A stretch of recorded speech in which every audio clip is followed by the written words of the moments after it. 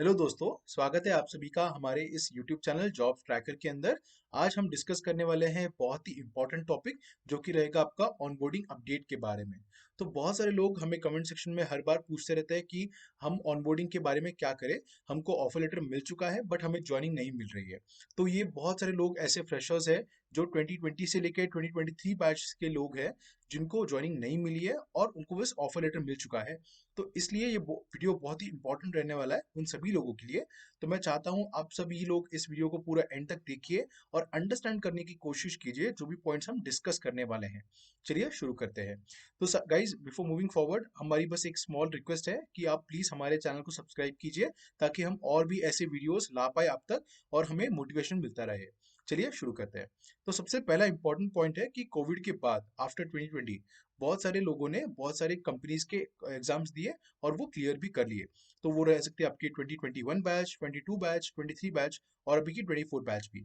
तो उससे हुआ क्या कि बहुत एक मेजर सर्च आया आईटी कंपनीज के अंदर। रिक्वायरमेंट बहुत ही ज्यादा हाई पे चली गई थी।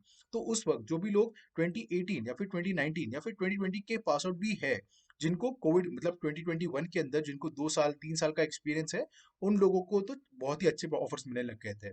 तो उन लोगों को 20 लाख रुपीज तो एवरेज पैकेज हो गया था। जिनको भी एक रेस्ट एपीआई लिखना आ जाए, जिनको भी एक ऑटोमेट करना चीज आ जाए, जिनको भी एक टेस्टिंग आ जाए, उन सभी को लाइक 15 लाख 20 लाख पैकेज आराम से मिल रहे थे और अच्छी अच्छी कंपनीज में जॉब्स मिल रहे थे।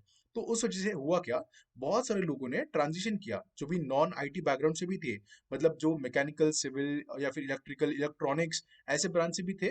वो सभी लोग आईटी में आने का ट्राई करने लगे।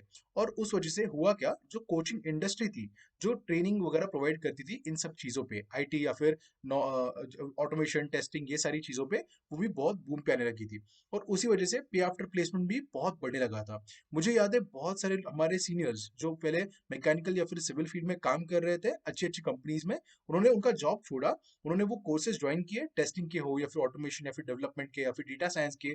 डेटा साइंस तो इतना ज्यादा चल रहा था कि मैं क्या बताऊं। तो उन सभी सीनियर्स ने उन सब कोर्सेज को ज्वाइन किया और उनको फेक एक्सपीरियंस दिखाना पड़ा।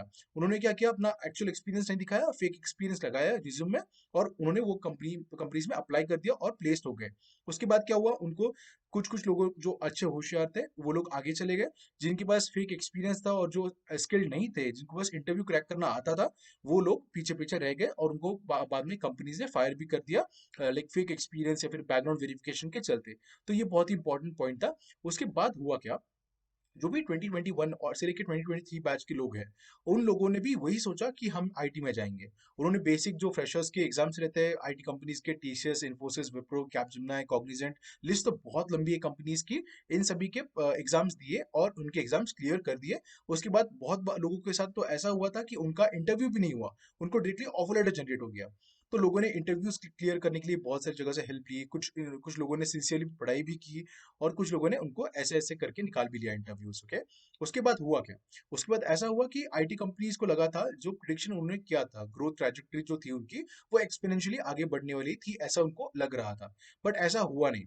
बहुत सारी जगह पे इन्फ्लेशन बहुत बढ़ गया। यूएस, यूके 2022 के बाद बहुत सारे फाइनेंशियल क्रंचेस आए। उस वजह से स्टार्टअप की फंडिंग भी रुक गई एंड उस वजह से क्या हुआ, फंडिंग विंटर शुरू हुआ।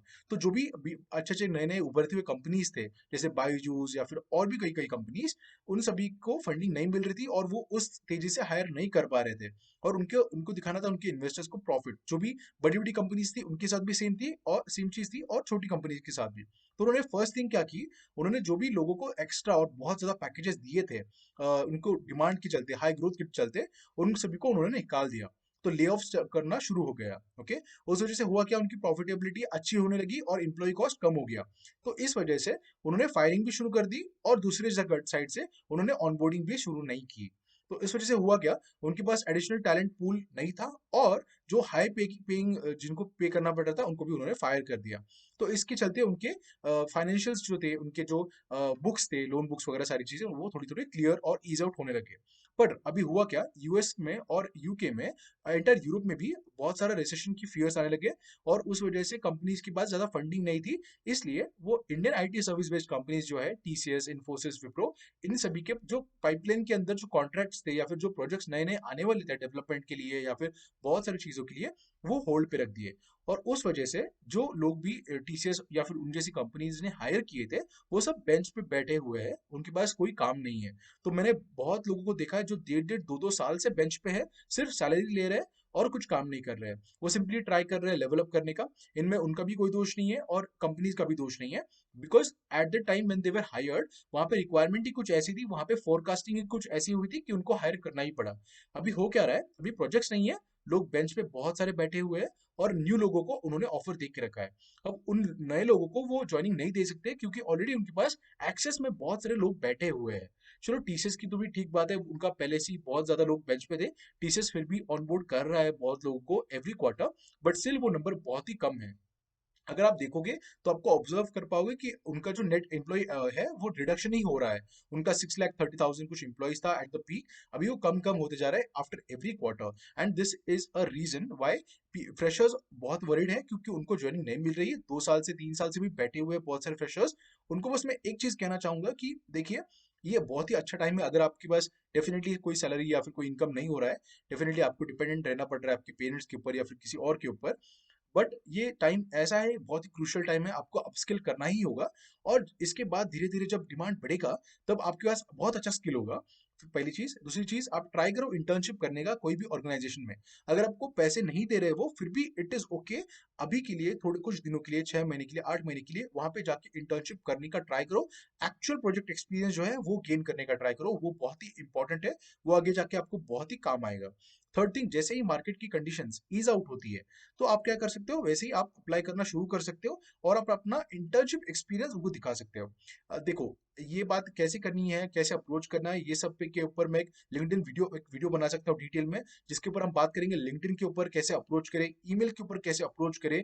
जो भी एचआर है, टैलेंट एक्विजिशन टीम है, इन सभी को हमको कमेंट सेक्शन में लिख के बताइए कि आपको उस टॉपिक के ऊपर वीडियो चाहिए या नहीं चाहिए। ओके। और आगे जाने के बाद देखते हैं कि जैसे ही चीजें ईज आउट होगी, वैसे ही रिक्वायरमेंट भी बढ़ेगी। और जो भी यूएस और यूरोप और अदर कॉन्टिनेंट्स की जो भी कंट्रीज है, वो डेफिनेटली आगे आएगी और नए नए प्रोजेक्ट्स हमारी Indian IT service based companies को देगी। और उसी तौर से हमारा जो ग्रोथ है वो बढ़ता जाएगा। अभी बात करते हैं 2024 और 2025 के बैच के लिए। तो देखिए, अभी बहुत सारे ऐसे लोग हैं जो डेटा साइंस के ऊपर या फिर एआई मशीन लर्निंग के ऊपर जा रहे हैं, जनरेटिव एआई के ऊपर भी जा रहे हैं।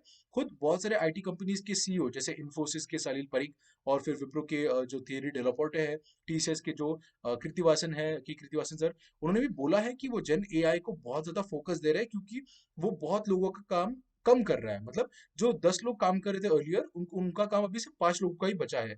तो इसलिए बहुत ही इंपॉर्टेंट है, बहुत ही क्रिटिकल पॉइंट है, जिसको हाईलाइट करने की बहुत ज्यादा जरूरत है अभी के मार्केट में। तो इसीलिए हमने ये वीडियो बनाया है, इसलिए हम ये वीडियो बना रहे हैं, ताकि आप सभी को अवेयरनेस मिले कि एक्चुअल मार्केट में हो क्या रहा है, क्यों हो रहा है, और इसके ऊपर आप क्या सॉल्यूशंस ले सकते हो कि आप आगे जाके अच्छे से जॉब कर पाओ। Okay guys, I hope that this video was clear, आपको बहुत कुछ सीखने को मिला होगा, आपको बहुत चीजें अंडरस्टैंड करने को मिली होगी इस वीडियो से। तो अगर ऐसा है तो प्लीज हमारे चैनल को सब्सक्राइब कीजिए और प्लीज बेल और नोटिफिकेशन आइकन को दबाइए, आपको हमारे अपडेटेड वीडियोस हर वक्त मिलते जाएंगे।